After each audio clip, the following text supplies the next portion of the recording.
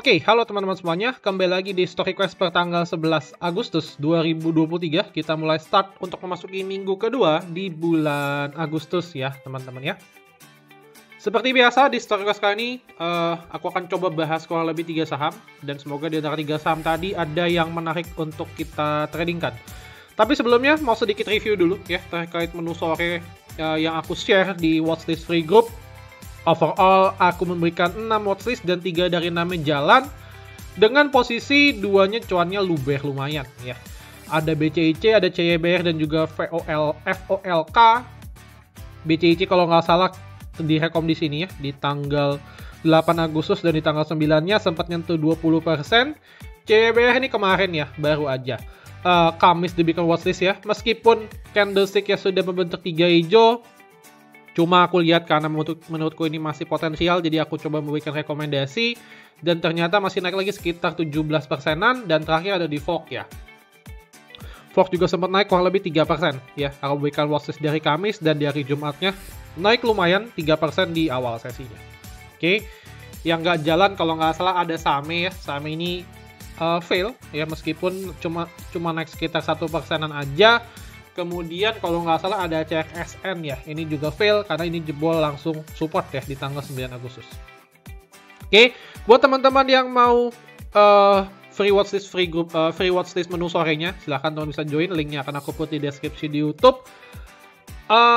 Overall balik lagi sih, kalau misalkan teman-teman bisa disiplin ya dalam menetapkan level stop loss, itu yang pertama, dan terus kemudian let the profit run ya, untuk beberapa saham itu masih memberikan potensi naik di atas 2%. Menurutku sih harusnya posisi teman-teman itu masih profit ya, dan profitnya bahkan lebih besar gitu ya. Karena bayangin aja ini sekarang naik 20%, 17%, terus kemudian sahamnya kan cuma turun 2%-an aja. CRSN memang sih ini turun sekitar 15%, ARB cuma Indian kalau teman-teman disiplin ya, teman-teman juga masih akan tetap untung kok gitu. Coba baik lagi ya, kedisiplinan itu matters banget ya, apalagi ketika teman-teman masuki menu saham gorengan gitu. Oke, kita lanjut ke sedikit preview IHSG dulu ya. IHSG minggu ini ditutup penguat plus 0,4%. Kalau teman-teman lihat ke area 6879,98, hari ini sektoral bergerak mix ya. Minggu ini sektoral bergerak mix dengan kecenderungan yang rebound itu adalah di saham sektor oil, itu yang pertama ya, ada ENRG, ada ELSA juga, terus kemudian yang kedua disusul oleh saham batubara. Ya, untuk saham properti minggu ini lagi rada kempes ya, dan kebanyakan juga lagi menguji area supportnya gitu. Oke, secara foreign flow sendiri ada outflow lumayan gede ya, itu sih mostly disebabkan oleh saham Goto. Kalau teman-teman lihat, untuk saham Goto minggu ini foreign flow-nya gila banget ya, distribusinya gila sekitar 34 juta lot ya. Nanti mungkin akan aku bahas juga ya, apakah sekarang termasuk area yang menarik untuk saham Goto atau tidak gitu. Oke.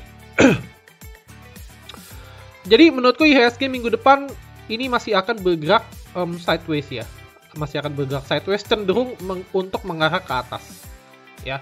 Kenapa seperti itu? Karena kalau teman-teman lihat secara trendline ya, IHSG ini terus membentuk yang namanya higher low di sini.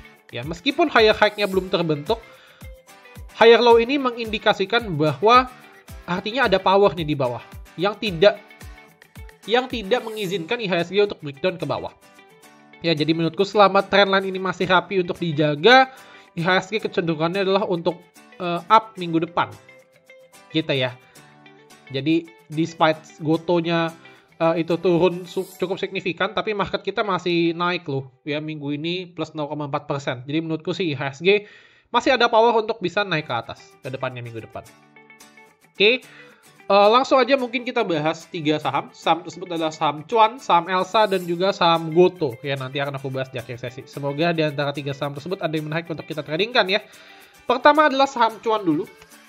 Ini pasti banyak teman-teman yang nanya ya. Kalau misalkan teman-teman tahu, Cuan itu masuk ke dalam indeks MSCI ya. Auto Cuan SMSM masuk MSCI Small Cap. Apakah itu merupakan trigger berita yang bagus? Jawabannya iya. Oke, tapi di sini teman-teman sudah notice terlebih dahulu ya, bahwa suatu saham ya yang masuk ke indeks MSCI itu bukan berarti setelah dia masuk indeks MSCI yang efektif 31 Agustus itu bukan berarti dia masih akan lanjut naik ke atas. Ya. Teman-teman bisa lihat beberapa contoh kasusnya, ada saham Arto ya, waktu itu dia sempat naik kalau nggak salah ke 15 ribuan sampai 17 ribu ya, hingga indeks MSCI kalau nggak salah dia bulan Agustus juga deh. Sebentar ya, coba aku cek.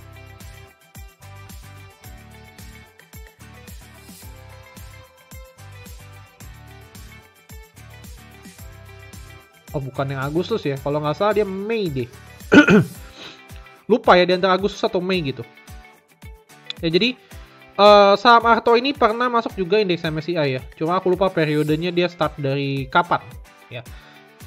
Masalahnya ketika saham Arto masuk indeks MSCI ya, setelah itu nggak lama itu merupakan titik kejatuhannya yang luar biasa ya.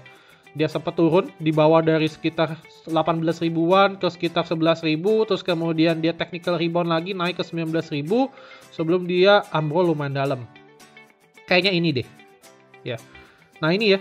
Ini ada lonjakan volume yang luar biasa 25 Februari 2022 itu adalah efektif ya MSCI per Februari. Kalau teman-teman lihat, berarti kurang lebih kita bisa bilang Arto masuk MSCI di sekitaran harga 16.100 gitu ya. Terus kemudian Arto itu di-delete dari indeks MSCI kalau nggak salah ini 28 Februari 2023 ya. Jadi kalau teman-teman lihat kurang lebih rentang periode 1 tahun setelah saham Arto masuk indeks MSCI, dia malah ambrol lumayan dalam. Ya, dan skemanya sama ya, kurang lebih dia akan dibuat naik dulu gitu ya sampai titik harga tertingginya atau titik harga peaknya, terus kemudian dia baru masuk indeks MSCI. Setelah itu dia baru dibuang ya oleh ownernya. Nah, yang aku takutkan adalah di saham cuan itu kurang lebih serupa. Ya, patternnya mirip-mirip. Oke, dia naik cukup tinggi dulu ya, apalagi ini dari awal IPO. Ini kayaknya ADMR juga sama deh. ADMR juga kalau nggak salah pernah masuk MSCI ya. Nah itu. Nah ini ya, masuk indeks MSCI ADMR kok malah longsor terus ya. Kurang lebih sama ya. Ini mirip-mirip dengan kasus ADMR, di mana ADMR pada saat IPO juga sama ya, harganya terus naik hingga sampai pada titik tertentu ya. MSCI masuk di sekitar 31 Mei 2022, teman-teman bisa lihat volumenya ya. 31 Mei 2022 itu adalah di harga 2230 ya. Ya, di 2230. Oke. Dan nggak lama malah dia terus ambiar dalam. Ya, ini kayaknya 30 November ini exit deh. Ya, sekitar 600 poin, kurang lebih 30%. Jadi, masuk indeks MSCI itu bagus secara momentum, secara sentimen. Cuma bisa jadi itu dimanfaatkan momentum oleh ownernya untuk exit. Ya, itu yang ditakutkan. Jadi, saranku teman-teman hati-hati. Ya, mungkin masih bisa naik mungkin. Ya, tapi menurutku ada gapnya, yaitu hingga tanggal 31 Agustus ke depan. Jadi setelah 31 Agustus, aku sudah tidak expect bahwa saham cuan ini masih akan potensi untuk lanjut naik ke atas. Ya. Kemungkinan besar menurutku akan lebih cenderung ke arah turunnya. Ya, jadi kalau misalkan teman-teman mau entry, di sini aku akan coba bantu entry pointnya kira-kira di mana. Ya. Kalau misalkan mau buy on breakout, area sekarang menurutku oke. Ya, dengan last support di sekitar 1760, itu yang pertama. Support kedua yang last adalah di sekitar area 1615 ya, 1615. Kalau misalkan ditanya rewardnya di mana, kita bisa pakai daily chart, pakai Fibonacci untuk menentukan targetnya.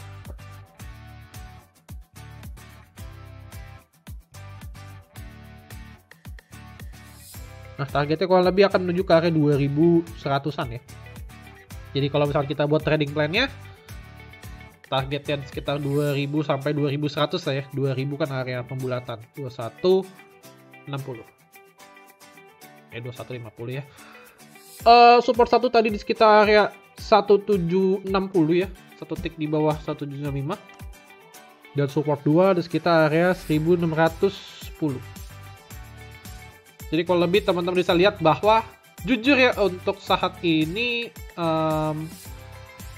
saham cuan ini lagi berada dalam kondisi yang kurang menarik secara risk dan reward ya, karena secara reward itu jauh lebih kecil, secara risk jauh lebih besar ya. Sisi positifnya adalah secara trend dia strong uptrend ya. Aku belum cek nih secara bandarmologinya dia seperti apa ya.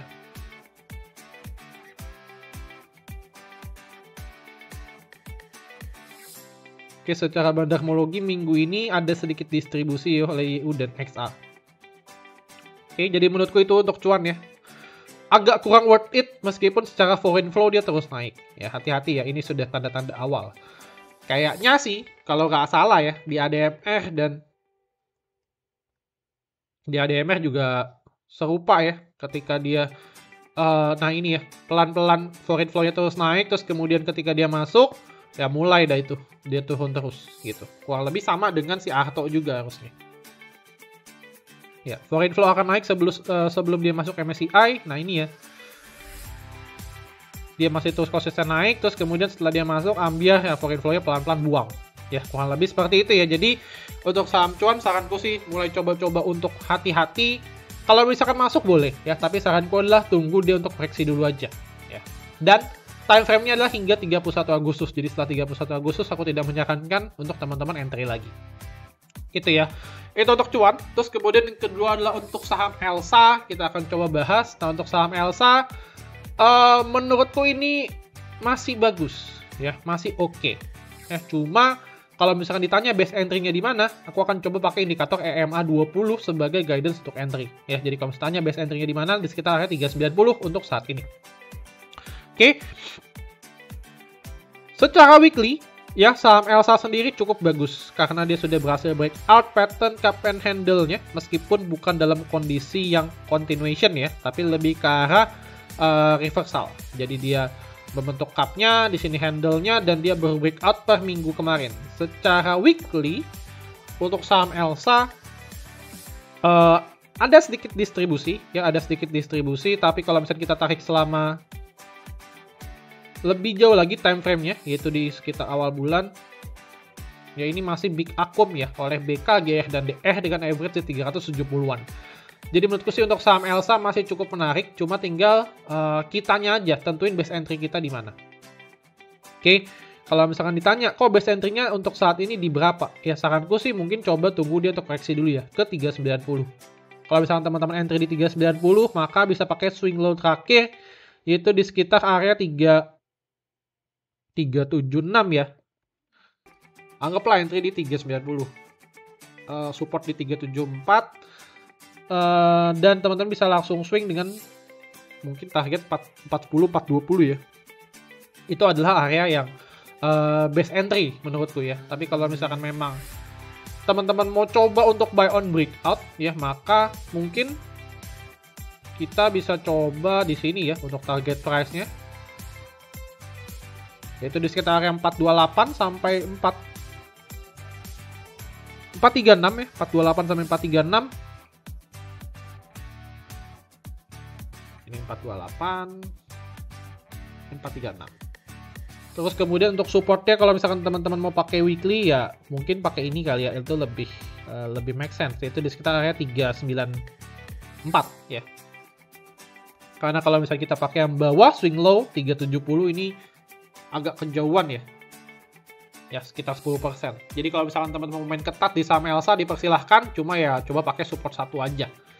Kalau misalnya pakai support 2, ya saranku sih cicil beli ya. Cicil beli di sekitar area sini nih. Ya. Di sekitar area sini gitu.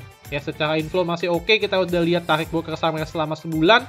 Cuma this week itu ada sedikit distribusi untuk saham Elsa. Oke, itu untuk saham Elsa. Menurutku masih possible banget dia untuk naik lebih lanjut karena memang sentimennya harga oil juga naik.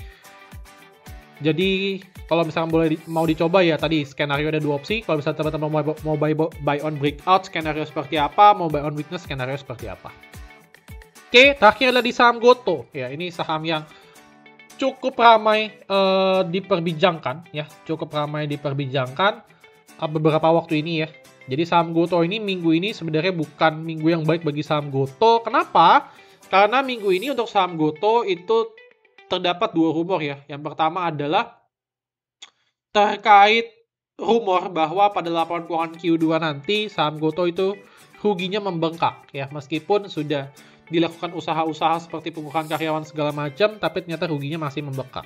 Itu yang pertama. Rumor yang kedua adalah penipuan ya dalam hal ini ya, kalau nggak salah user database. Jadi pengguna ya, apa sih namanya ya, istilahnya kayak gitulah. Pokoknya pengguna, ibaratnya ya ada salah satu investor SoftBank yang melakukan investasi pada salah satu aplikasinya Goto, tapi ternyata pada saat itu terjadi kayak semacam ya mungkin dari pihak manajemennya bilang kesalahan penginputan data segala macam terkait pengguna di aplikasi tersebut. Wah, lebih kayak gitulah.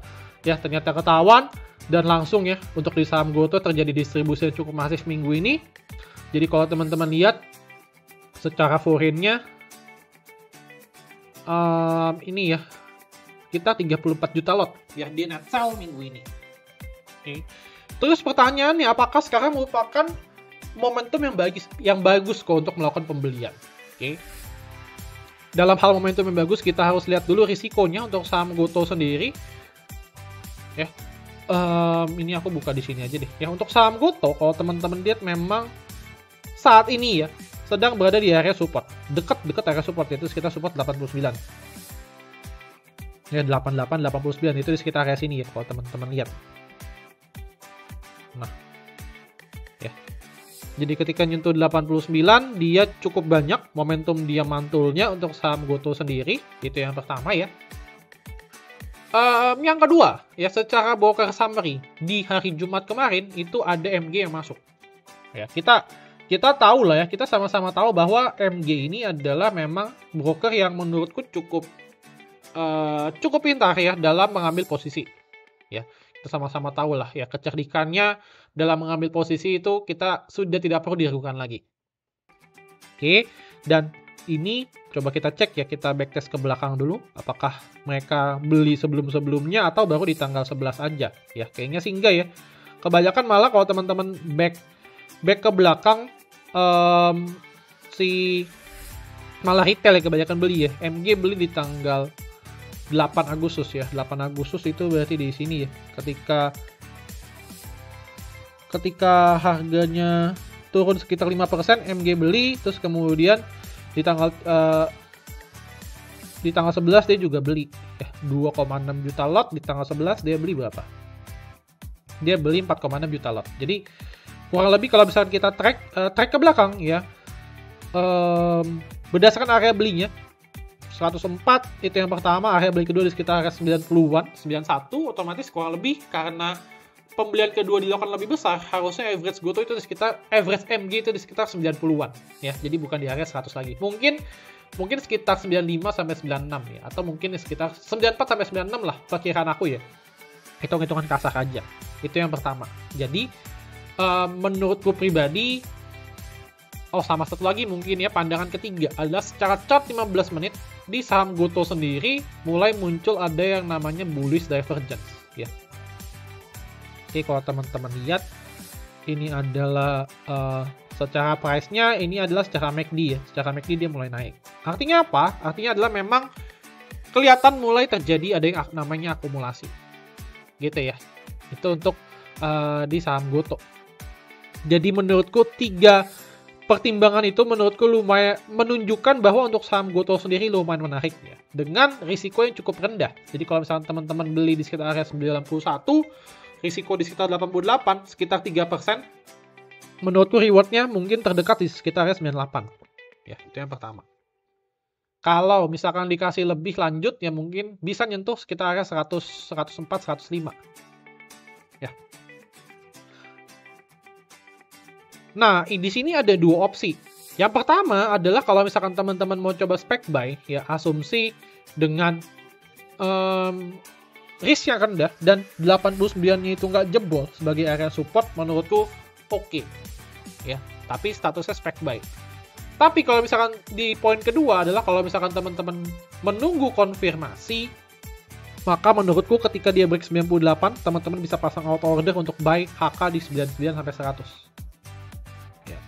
Ya, balik lagi ya, keduanya ini punya kelebihan dan kelemahan. Kalau misalkan teman-teman pakai opsi pertama ya, beli di 91 gitu ya, maka teman-teman di sekitar area 98 teman-teman bisa TP, alias teman-teman bisa dapat average price yang lebih bagus dibandingkan yang lain. Cuma di sisi lain, hal yang bisa teman-teman manfaatkan adalah cuma low risk-nya aja. Karena secara inflow ini belum bisa dipastikan nih. Ya, tapi kalau misalkan dia berhasil breakout area 98, otomatis kan di sini terbentuk adanya double bottom ya. Ya, ini kan berbentuk adanya namanya double bottom. Nah, itu lebih make sure. Kalau misalkan teman-teman beli ketika dia break 98, TP di sekitar area 94, ya menurutku itu oke juga. Jadi menurutku sih untuk saham Goto itu ya opsinya ya. Apakah mau buy di 91 dengan risiko terakhir di 89, atau opsi kedua adalah tunggu breakout di 98. Ya menurutku untuk saham Goto inflow awalnya udah ada, udah kelihatan tanda-tandanya ya, tinggal nunggu konfirmasinya aja. Gitu.